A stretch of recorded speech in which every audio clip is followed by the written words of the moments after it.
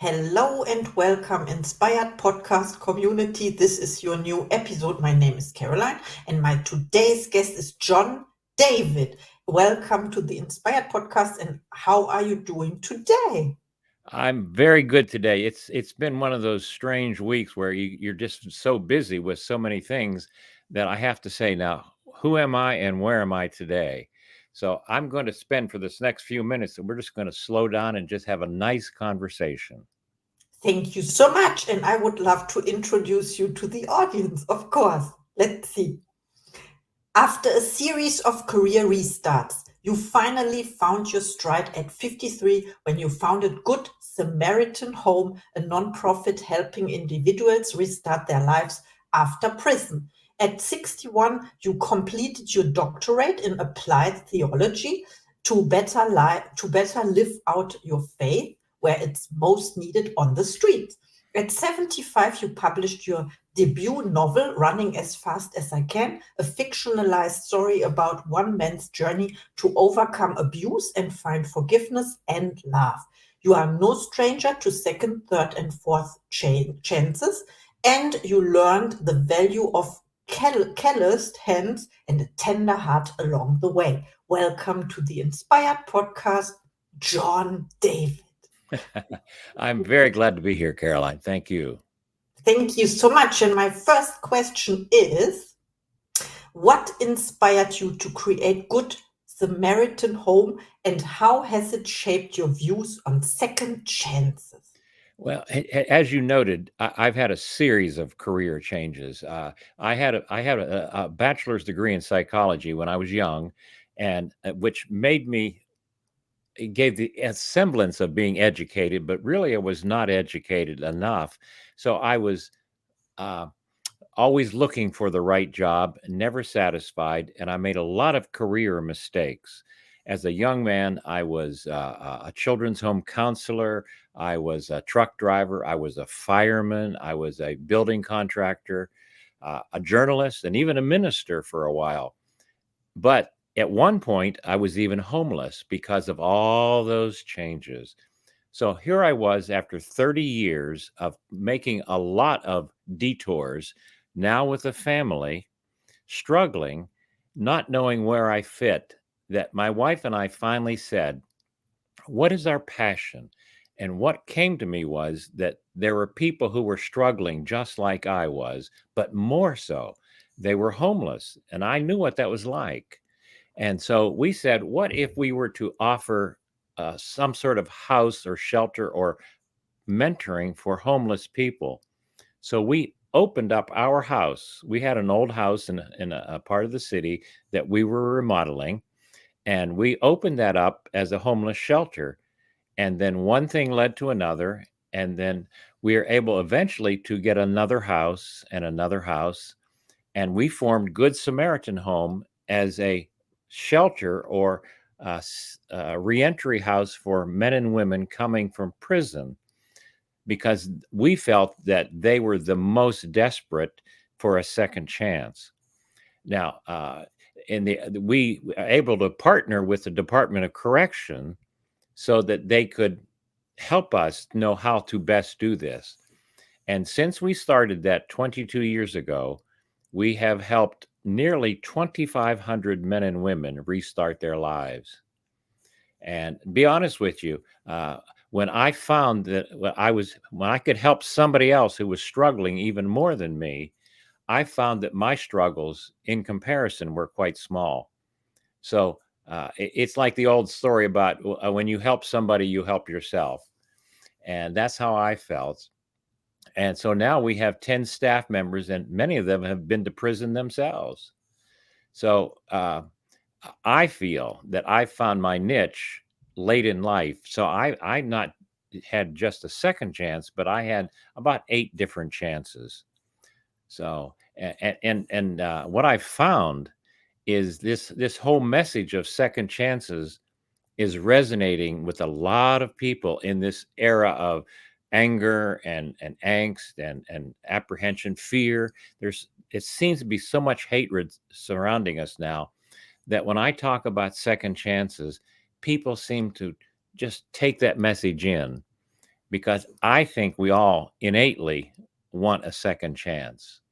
And that's why I think we've had such a positive reception, not just in the community, but in these podcasts where people are identifying with the message. Yes, absolutely. Thank you so much for sharing. Okay, I understand second chance. And of course, it has to do with labels and with judgment and like prejudice as well. And that, yeah, people are labeled, you come from prison, you don't deserve a second chance, maybe, and you are there to prove that this is wrong. There was a lot of resistance in the beginning. In my naivety, I thought that if I just share the story, that people would embrace that. But what I found was that fear, often, as in the political climate all around the world today, is one of fear. And there's this idea of not in my backyard. Don't bring those immigrants into my country. And that's what people in the neighborhood were doing. They were saying, we don't want to have those people here. And race was often a factor because those people often are, you think of somebody who's not like me. But statistically, most of the people in prison are white, not black. But the fear often in a white community is that it is a black issue. And so what we found was that there were petitions, there were council meetings, there were laws passed. At one point, it was so intense that I had police protection going to a meeting. And we ended up suing the city several times. But in time, eventually, what we did was by not responding, not reacting to the violence, but trying to be what I call a good neighbor, even something so simple as using our snowblower to clean the sidewalks for the entire neighborhood when it snowed. And we kept our house, I wanted it to be an example, a model of rehabilitation. So our house is 140 years old, and we tried to turn it into a renewed house, like our program was a renewed person. Now, and eventually, those same people who were opposed to us became our supporters. And so I feel that by showing acts of kindness and not responding with the name calling, not responding with the hate, not responding in kind, literally turning your cheek without compromising your values, I've found that those who are fearful will overcome their fear when they realize that you're not trying to hurt them. And that's been our story. So now we have 19 houses housing upwards of 80 men and women on any given day. Thank you so much for sharing. Now I understand, of course. So you talked about the good neighbor, and I love this concept because I would say, and we face also, or we face racism in Germany. Of course, it's a subject, and the thing is, when you know people from a different, let's say, skin color, then you get familiar. So the barriers are reduced, so to say. So the concept of good neighbor, and when you talked about that, these are your greatest supporters. Now it makes totally sense to me. There's a seems to be a knee jerk reaction if somebody looks different from me. We want to distance ourselves. But my conclusion over the years that it's really not a question of color; it's a question of culture. And if I can get to know you, and I understand that in Germany you were having a lot of issues with Syrian immigrants, people coming from during the Syrian civil war, and it was very difficult because the different cultures. But over time, people realize that because you are different, or as in our case, we speak a different language, but we're still communicating. It's so important. And what you said about, I love this. It's not about color, it's about culture. And this is so true. Then, because what is culture? It's our, how we have been raised and also our habits, right? So we are used to something that is maybe not very helpful to us, but, and we need people like you. And thank you for doing this, for showing us. the how we can do it differently, right? One of the things I do, Caroline, is I do my writing for my novel in Texas. So I travel every other 2 weeks, and Texas is predominantly Hispanic, particularly South Texas. And so I'm a minority in that community. And when I go into a store, Spanish may be the native language. So I have to stretch myself and work at the language. But what it reminds me is that as a white man, I am a minority in the world. And it reminds me to never forget that. And that makes me just a little more humble because we European descent people we have a lot to overcome, shall we say? Yes. Let's say this, and let's have a look at my next question. It is, how has your doctorate in applied theology influenced your approach to helping people in real life situations? Well, I didn't start my doctorate until I was, I think, about 50 years old. And like my son said, why are you doing that? Because it won't benefit your work. But the discipline, and particularly, we studied the history of not just the doctrines, but the practice of the faith. And what I found was that historically, the church has always been on the forefront of social action. For example, the word hospital or hospitality, it comes from the Greek and the Hebrew words for loving the stranger. And the church was the one who did all the social work, all the social justice. One of the requirements for the church was to welcome strangers. But what happened is over the years, we've lost track of that and we've become insular. So, by looking at our historical and theological roots, I I look for a way to reclaim it, but not in the church, because I've found that most people who are not believers are uncomfortable going into church. So I take the church to the street, but I never say to somebody, "Are you a Christian?" or "Are you saved?" or "Would you come to church with me?" What I say is, "Are you hungry?" Because that's their language. That's what they're looking for an answer. And by offering shelter, by offering a safe place, by offering food, people hear me in ways that I could never use with any sermon or lecture. And so we do, it's like putting our faith with our feet and hands, not with our lips. Mhm. And I that's what under my doctorate taught me. It taught me to shut up and do the work. Yes, there's a saying, it goes in the same direction. It is, tell them, but show them first. And I think, yeah, Yeah, this is I another. had a friend once tell me that people don't care what you know. They only want to know that you care.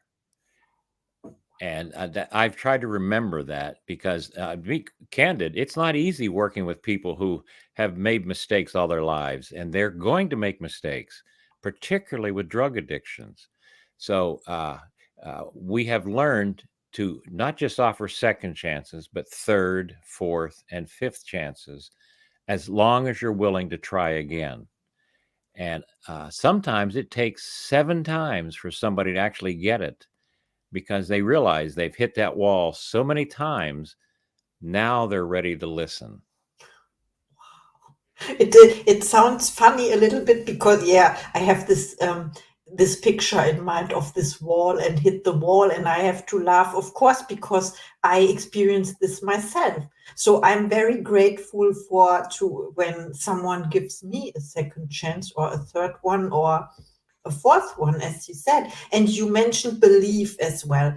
And I know there is, faith and belief. They are not the same, but, and you talked about they don't believe so much in, yeah, you said in God but I also see the parallel between belief or faith and believing in yourself. That means when you have a low self-esteem after what happened to you or what you were responsible for, in fact, because yeah, when you are in prison or when you are homeless, then it's your responsibility. But the circumstances, and then when you don't believe in yourself, and you have to level this up first. rebuild, so to say. And this is what you offer, isn't it? I have found that we talk about rehabilitation, but I think a better term might be habilitation for many people. They've never gotten the initial lessons that you and I may have gotten in our homes. My home was not, uh, it wasn't a professional home. We weren't expected to go to college. We weren't, my parents were working people in the mills, in the factories, and we were told just go to work and come home, pay the bills, and that's it. But imagine if you were in a home where there's no mother or no father. Imagine if you're in a home where there's abuse or alcohol, and you just survive. And so it's not uncommon for children who are in a survival mode to end up in jail. And it's they've made the wrong choices and they have to pay for those, but they shouldn't have to pay for the rest of their life. But they don't know what to do. So what we offer is just an opportunity to try one more time, but not saying get a job. We say, how can I help you get a job? And I think that's the difference. Yes. Thank you so much for pointing this out. And also, I love how you introduced the word habilitation because because it has habit in it. So it's about forming new habits, of course, or habits you never Excellent. had, and it is related to culture. We talked about to cultivate. Cultivate means to grow. So you grow your confidence in yourself, self confidence or whatever. And also that there are people offering opportunities, right? They are not used to that they get an opportunity at all. I was just working on the newsletter this morning, and one of the stories I'm writing is about seven of our residents who graduated from the what we call the reentry program that the county offers, and they were given suits for graduation. And many of them, all of them, in fact, had never worn a suit before. And they were so proud to stand in front of the class with their diplomas and a suit. And not only do they get this training, but many of them were able to get jobs almost immediately after the program. So they were given, because they were willing to commit and they're willing to try something new, they've made a major step in rehabilitation. Yes, and I love, yeah, rehabilitation. There's the word again, habit, and I learned where it comes from. It means to clothe yourself or to wear, and this. So it's so beautiful about the suits. So you put the suit on. It's you literally you take on the new habit to for a new life. Right. Thank you so much for this language. Well, it's Yeah. interesting you mentioned that because one of our things we focus on in our house is in the morning, we expect you to make your bed Mm. because you may be rejected all day long when you try to get a job. But when you come back at night, at least your bed is made and you know that one corner of your life is in order. You have control over something. And you'd be amazed how positive that feels after being rejected all day to come home to a clean bedroom that you cleaned, that you look at with pride and say, I did something right today. So Yeah. it's a tangible way to help. It is like I would say you cleaned it and you own it, therefore you own it. You took responsibility. And also I have to mention this famous speech you are referring to, right? About make your bed. There's this person who held a speech. I don't know if you know this, it's famous. Oh, is that not the admiral who made that speech, Yeah. is it? Mhm. Yes, yes, that's Yeah. exactly what it is. That Very one. good. Yeah, that one. Yes. That's where we got I- the idea, and Mhm. we hammer that home that this is not about my bed. This is about your bed. This is about your life and taking control. Yes. It's empowerment as well. Yeah. Yes. Wow, I love that. Okay, I have another question, of course. Can you share how writing Running as Fast as I Can helped you reflect on personal growth and forgiveness? It, when I was trying to present the data trying to the city council and saying, "Here's the data on reentry." Nobody was listening because people don't listen to facts and figures. And what I learned was it's the anecdotes, it's the stories that people hear. So I've been working on a book in my head for 50 years. So in the light of all of that's happened, I wanted to write a story about a boy like myself, but it's not about me, but it's like me. And he needed a second chance. So I told the story of Daniel Robinson growing up in an abusive family and how he made mistakes and how he struggled. And what happened was that it's almost like a Forrest Gump type of story through the 1960s because Daniel was involved in San Francisco. He was involved in the Detroit riots. He was involved Kent State protests, all those historical events while he looked for his place.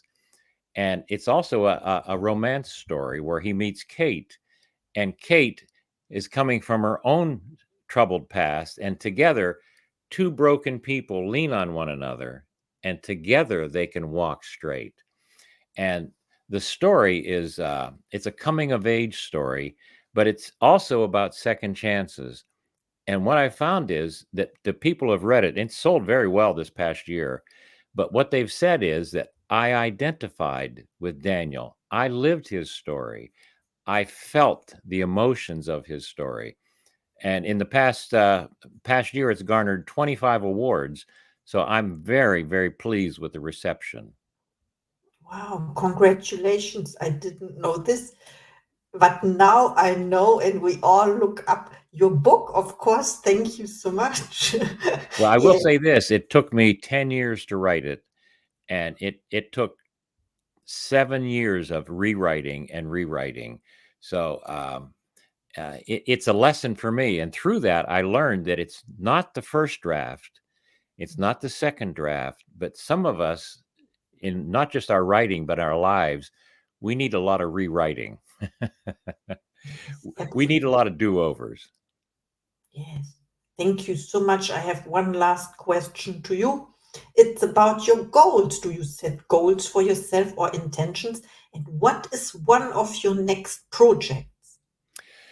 Well, I had thought about. I've got a sequel in mind called Requiem, and I started it, but now I've gotten so involved in this podcasting, and initially the idea was to promote the book, but the truth is that I've done a nearly 2 dozen podcasts in the past month, and everybody is asking the same thing about second chances. So I have found that I never realized that there's a hunger out there in this era of political angst and hostility, name calling. There's so much anger that the people seem to be resonating with this idea of second chances and hope. So I'm hoping, yeah, I'm planning to build on this because I think I may have stumbled onto something where the audience is getting not just from my book, but from we can reach thousands, if not more, people with this message of hope that Good Samaritan represents. So I'm very excited about the possibilities.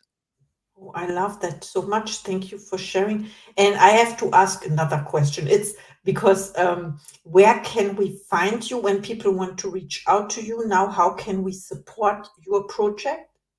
Well, I'm not looking for financial support, but what I would like is people, if you're it's even an audiobook form, but I would encourage people to read the book because it is a page turner. It's an easy read. It's a good read, but that can be found at Amazon. Amazon.com under running as fast as I can, or people can go to my website, johndavidgraham.com, and there they can read about my bio and background, and Good Samaritan Home is connected there. But also you can reach out to me through contact on my website, and I'd be glad to communicate with anybody who has any questions. Oh, thank you so much. Yes, and I learned about the Good Samaritan, right? I love that. And I met him today. And now, thank you so much for our interview. Now is time for your final thoughts to the audience, please. I was asked. I was asked to write down 10 things that I felt were life values, and it sounded like a simple request, but what I came up with, probably the number one thing that I could pass on to people, is that life is not a sprint. We like to think we have to hurry, go through high school with all A's, go through college with good grades, get married, get a big house. But there are some of us who run slower. We fall down a lot. And I've learned that life is a sprint, not a sprint, but it's a marathon. And most of us, I believe, cannot run fast because we have a limp. So I would tell people, if you're behind in the race, if you feel you're behind in life, just keep running. Never quit running as fast as you can towards your goal. This is the best message. Life is a marathon, not a sprint, and keep running. I've had to live by it because I was 53 when I started my life work, 61 when I got my doctorate, 75 when I published the novel I had planned for 50 years. But here's the best part. I'm 76 and I saw an ad for in the paper. They were looking for a walk-on for a television show being filmed in town. And I've never done any acting, but I put my name in and they hired me to be an extra in a movie. And now at 76, I did something that was so far outside my comfort zone, but I tried it because it was new and different. And so technically, I can call myself an actor, although I'm not moving to Hollywood. Thank So you for just try mentioning something new. Try something new. every day. Try something new every day and you learn something outside your comfort zone. I love it. Thank you so much for our interview My pleasure, Caroline. Thank you. and see you in the next episode.